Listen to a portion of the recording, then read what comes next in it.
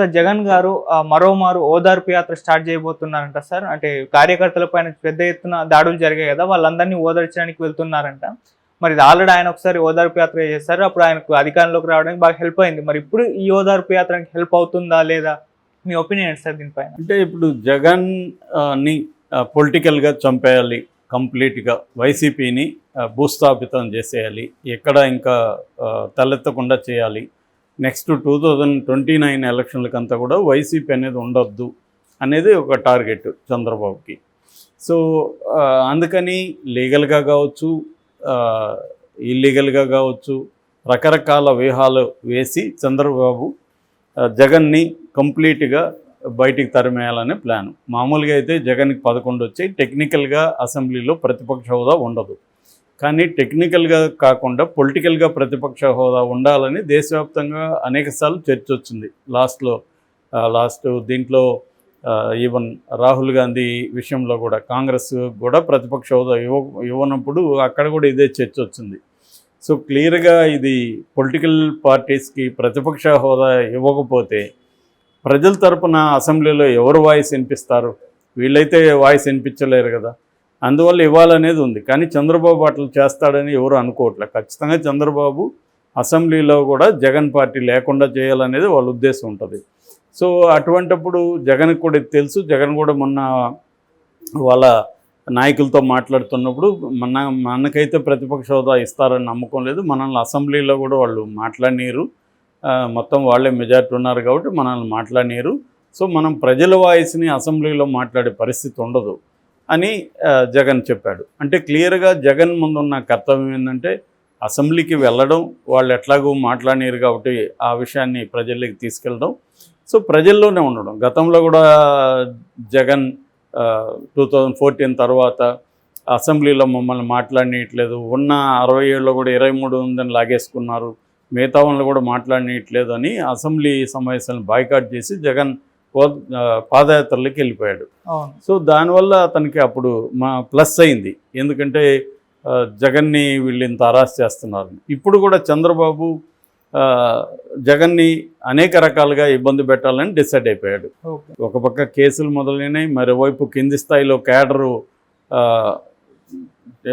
YCP నాయకుల మీద, ఇండ్ల మీద దాడులు చేస్తున్నారు, గిరావులు చేస్తున్నారు, శిలాపలకాలను ధ్వంసం చేస్తున్నారు. అంటే ఇక్కడ తెలంగాణలో రేవంత్ రెడ్డి ఎట్లయితే కేసీఆర్ ముద్రని చెడిపోయాలనుకున్నాడో అక్కడ కూడా తెలుగుదేశం వాళ్ళు జగన్ ముద్ర ఏమి ఉండకూడదు, అంటే జగన్ ముద్ర అంటే సచివాలయాలు కావచ్చు, వాలంటీర్ కావచ్చు, స్కూల్స్ కావచ్చు, హాస్పిటల్స్, ఇలాంటి వాటిలో జగన్ ముద్ర ఉంది.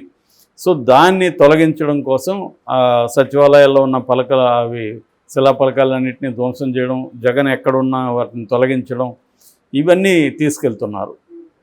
సో దీనివల్ల ఏమైందంటే ఎక్కడికక్కడ వైసీపీ క్యాడరు ఇబ్బందులు పడుతున్నారు. కొంతమంది ఇండ్లు ఖాళీ చేసి, ఊర్లు ఖాళీ చేసి వెళ్ళిపోతున్నారు. ఈవెన్ నాయకులు కూడా బిక్కుమని బతుకుతున్నారు.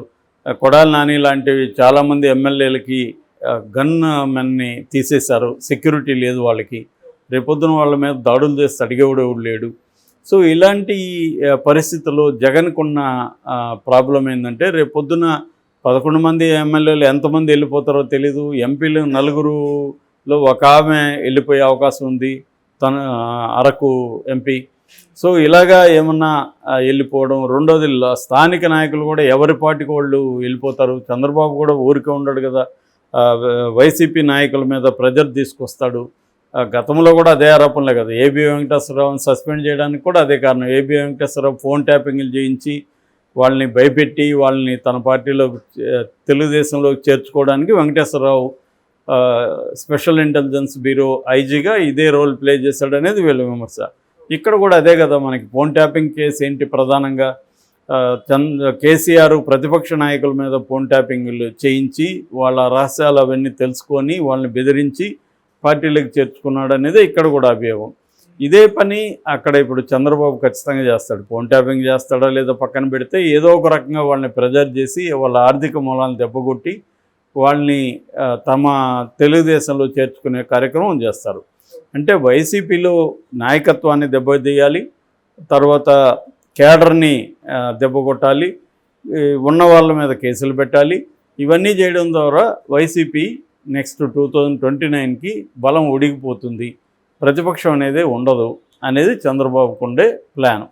సో దానికి అనుగుణంగా చంద్రబాబుకి ఇప్పుడు అన్ని రకాల బలం ఉంది. ఎందుకంటే కేంద్రంలో తన ప్రభుత్వం ఉంది, రాష్ట్రంలో అబ్సల్యూట్ మెజార్టీ ఉంది, తనకు ఎలాగో మీడియా ఉంది, కార్పొరేట్ లాబీ ఉంది. అన్ని వైపులా చంద్రబాబుకి బలాలు ఉన్నాయి. అన్ని వైపులా జగన్కి వీక్గా ఉంది. రెడ్లే 32% తెలుగుదేశానికి వేశారని సిఎస్డిఎస్ లోకనీతి పోస్ట్ పోల్ సర్వే చెప్పింది.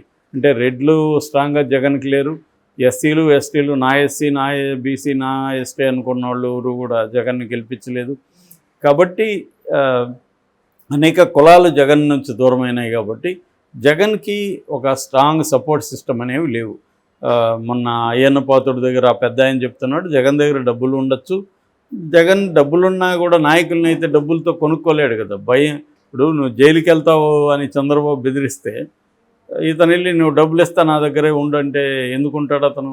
జైలుకి పోయే బదులు అటు వెళ్దాం, అటు చంద్రబాబు డబ్బులు ఇస్తాడు, జైలు పదవి ఉండొచ్చు, రేపు పొద్దున జైలు అవాయిడ్ అవుతుంది అనేది అనుకుంటారు. సో ఈ కాంటెక్స్ట్లో జగన్ ఏం చేయాలి అనుకున్నప్పుడు జగన్ పాదయాత్ర చేద్దాం అనేది జగన్ మనసులో ఉన్నట్టుగా తెలుస్తుంది. గతంలో నేను పాదయాత్ర చేశాను, ఇప్పుడు కూడా నేను పాదయాత్ర చేయడానికి నాకు అదే ఓపిక ఎక్కడికి పోలేదు, ఉందని అనౌన్స్ చేశాడు. అట్లాగే ఓదార్పు యాత్ర చేద్దామని. ఇప్పుడు ఎందుకంటే కొత్త గవర్నమెంట్ వచ్చింది, ఇప్పుడే విమర్శలు మొదలు పెట్టేస్తే అది బూమరాంగ్ అవుతుంది. కొంత బ్రీతింగ్ టైం ఇవ్వాలి కొత్త గవర్నమెంట్కి. కాబట్టి ఇప్పుడు విమర్శలు చేయకూడదు. అట్లనే విమర్శలు చేయకపోతే ప్రజల్లో విత్ ఇన్ ద పార్టీలో తనకి హోప్ కోల్పోతారు, కాన్ఫిడెన్స్ కోల్పోతారు. అందుకని భరోసా ఇవ్వాల్సిన అవసరం ఉంది. అందుకని జగన్ ఏమనుకున్నా అంటే బాధితుల దగ్గర పరామర్శించడానికి ఓదార్పు యాత్ర పేరుతో వెళ్తాడు. అంటే ఓదార్పు యాత్ర అనేది కూడా ఒక రకమైన స్ట్రాటజీ.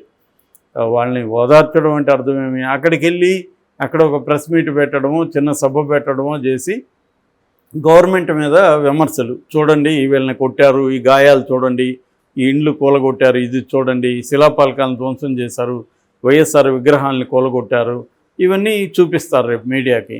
సో దీనివల్ల ప్రజల్లో ఎక్కడికక్కడ చైతన్యం వస్తుంది. ప్రజలకి ముఖ్యంగా వైసీపీ క్యాడర్కి ఒక ధైర్యం వస్తుంది. మాకు ఇబ్బంది అయినప్పుడు మా దగ్గరికి వచ్చాడు జగన్, నిలబడతారులే అని. ఎందుకంటే జగన్ మీద తీవ్ర విమర్శ ఏంటంటే పార్టీని, కార్యకర్తల్ని, నాయకుల్ని పక్కన పెట్టేసి తను జనం, జగన్ వర్సెస్ జనం అన్న కాన్సెప్ట్లో వెళ్ళిపోయాడు. తర్వాత వాలంటరీ సచివాలయ వ్యవస్థ ద్వారా నాయకుల్ని ప్రజల నుంచి దూరం చేశాడు. ఇటువంటి అనేక అభిప్రాయాలు జగన్ మీద ఉన్నాయి. సో ఇప్పుడు జగన్ పార్టీని నిలబెట్టుకోవాలంటే, కేడర్కి మొరల్ నిలబెట్టాలంటే, నేను మీ వైపు ఉన్నాను, నేను మీతో ఉంటాను, మీకు ఇబ్బంది వచ్చినప్పుడు నేను వస్తాను అనేది జగన్ నిరూపించుకోవాల్సింది. అందుకని జగన్ ఎక్కడెక్కడైతే దాడులు జరిగాయి, ఎవరెవరు ఇళ్ళ మీద జరిగాయి, ఫిజికల్గా మనుషుల మీద జరిగాయి, దానికంతా వెళ్ళడం, వాళ్ళకంతా కొంత ఆర్థిక సహాయం చేయడం, ఆ కాంటెక్స్లో ప్రభుత్వాన్ని కూడా విమర్శించడం, ఈ స్ట్రాటజీ జగన్ ఇప్పుడు ప్లాన్ చేస్తున్నాడు. ఒకవేళ జనంలో ఉన్నప్పుడే అరెస్ట్ చేస్తే అది కూడా సింపతి కూడా వస్తుంది.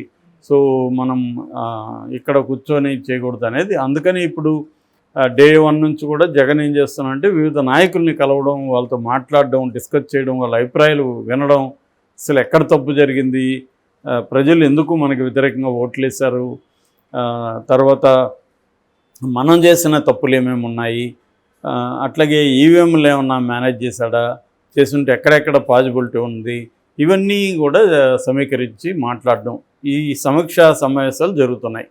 దీని తర్వాత ఓదార్పు యాత్రకి జగన్ బయలుదేరే అవకాశం ఉంది. దానికి సంబంధించిన ప్రిపరేషన్, ఒకవేళ ఓదార్పు యాత్రలో ఉంటే తను అరెస్ట్ అయితే పరిస్థితి ఏంటి, భారతిని ఎట్లా ముందు పెట్టాలి, భారతిని కూడా అరెస్ట్ చేస్తే ఏమిటి, ఈ ఆల్టర్నేటివ్స్ జగన్ కూడా చూసుకోవాలి. అంటే ఇదంతా కూడా ఒక చెస్ గేమ్ లాంటిది. అంటే నీ ప్రత్యర్థి 10 ఎత్తులు నువ్వు అర్థం చేసుకొని 10 ఎత్తులు కౌంటర్గా నువ్వు ఎత్తులు వేయగలగాలి, అప్పుడే రాజకీయాల్లో నిలబడతావు. అంతేగాని ఏదో ఒకటి మారిస్తే ఇంకొకటి మారుద్దాంలే అనుకుంటే కుదరదు. సో ఇది జగన్కి, అతను చెస్లో కూడా ఎక్స్పర్ట్ అని చెప్తారు కాబట్టి ఖచ్చితంగా అతనికి అండర్స్టాండింగ్ ఉంటుంది. అలాగే రాజకీయాల్లో కూడా అతను పడి లేచి వచ్చిన వ్యక్తే. ఏమి ఏదో గోల్డెన్ స్పిన్తో వాళ్ళ నాన్న సీఎం ఉంటే తన సీఎం అయిపోయిన బాపతి కాదు.